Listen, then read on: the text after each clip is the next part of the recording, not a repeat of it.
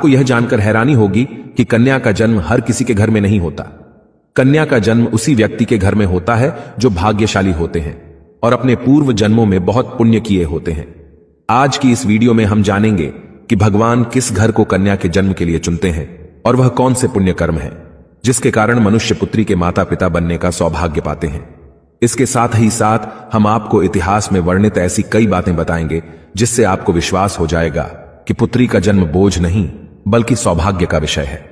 दोस्तों, महाभारत में एक कथा का वर्णन मिलता है जब एक दिन भगवान श्री कृष्ण से अर्जुन पूछते हैं कि हे माधव, किन कर्मों के कारण किसी को कन्या धन की प्राप्ति होती है, अर्थात किन घरों में बेटियों का जन्म होता है। तब भगवान श्री कृष्ण अर्जुन से कहते हैं कि हे पार्थ, किसी भी घर में पुत्र का जन्म भाग्य से होता है, परंतु पुत्रियों का जन्म सौभाग्य से होता है।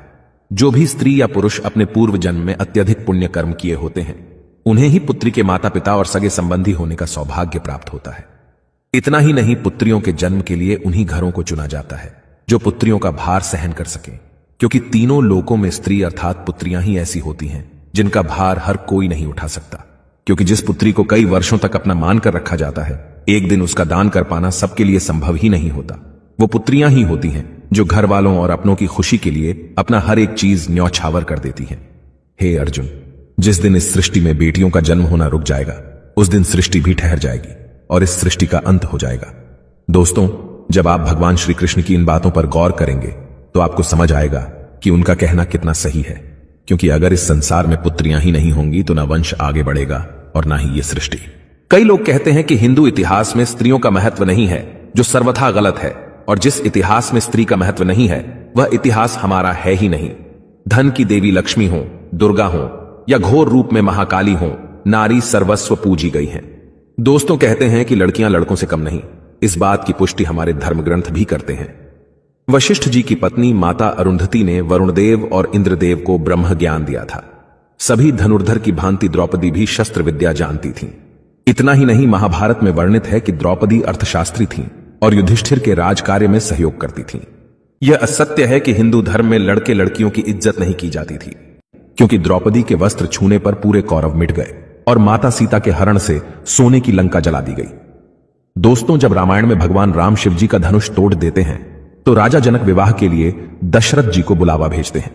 दशरथ जी आकर जनक जी को प्रणाम करते हैं।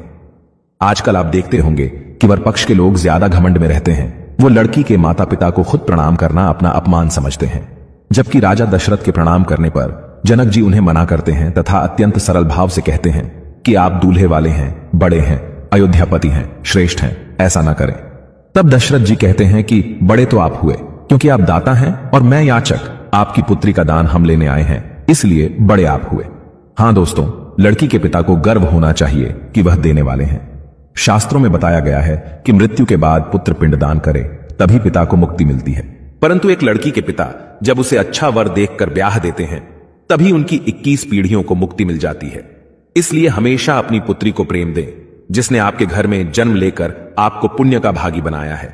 आपने भी कई लोगों को कहते हुए जरूर सुना होगा कि जिस घर में बेटी का जन्म होता है वह घर स्वर्ग के समान होता है, क्योंकि बेटा तो केवल एक कुल को रोशन करता है, लेकिन बेटियां 2 कुलों को रोशन करती हैं।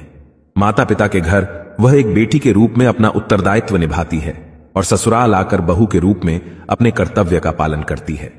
आजकल आप सुनते होंगे कि बहू बेटियां किसी की मृत्यु हो जाने पर उसका पिंडदान नहीं कर सकती, लेकिन यह बिल्कुल भी सही नहीं है, क्योंकि रामायण में बताया गया है कि प्रभु श्री राम के पिता राजा दशरथ की जब मृत्यु हो गई तो माता सीता अर्थात राजा दशरथ की बहू ने ही उनका पिंडदान किया था, जिससे उन्हें जन्म मरण के इस चक्र से मुक्ति मिल गई थी। इतना ही नहीं, गरुड़ पुराण के प्रेत कल्प में बताया गया है कि कोई भी व्यक्ति किसी मृत के लिए पिंडदान कर सकता है और इसलिए बेटियां भी अपने पिता के नाम का पिंडदान कर सकती हैं। व्यवहारिक दृष्टिकोण से वहीं अगर ससुराल पक्ष में कोई पुत्र नहीं है तो इस स्थिति में बहू भी पिंडदान कर सकती है। इसलिए दोस्तों, वो लोग बहुत किस्मत वाले माने जाते हैं जिनके घर एक संस्कारिक पुत्री का जन्म होता है। शायद यही कारण है कि बेटियों को लक्ष्मी का दर्जा दिया गया है। बहुत से लोगों की सोच होती है कि बेटी है तो बिना समय गंवाएं और पढ़ाई में पैसे खर्च किए जल्द से जल्द शादी कर दो, लेकिन यह छोटी सोच बेटी के भविष्य को बर्बाद कर देती है। जरा सोचकर देखिए, एक बच्चे के मन में कितने सपने होते हैं। उसे कुछ हासिल करना है, उसे कुछ बनना है, लेकिन यह सपने केवल सपने बनकर रह जाते हैं। इसलिए अपनी बेटियों को सपने पूरे करने का अवसर देना चाहिए।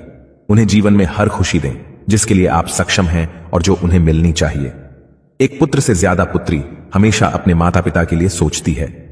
पुत्री के हृदय में अपने माता पिता के लिए प्रेम और अपनापन हमेशा बना रहता है। इसलिए बेटी के जन्म को एक जश्न की तरह मनाना चाहिए। दोस्तों, बेटी कभी भी माता पिता पर बोझ नहीं होती। उसका कोई स्वार्थ नहीं होता। पहले वह अपने माता पिता के लिए करती है और शादी के बाद ससुराल के लिए। वह सिर्फ अपनी और अपने परिवार की किस्मत बनाने के लिए जन्म लेती है।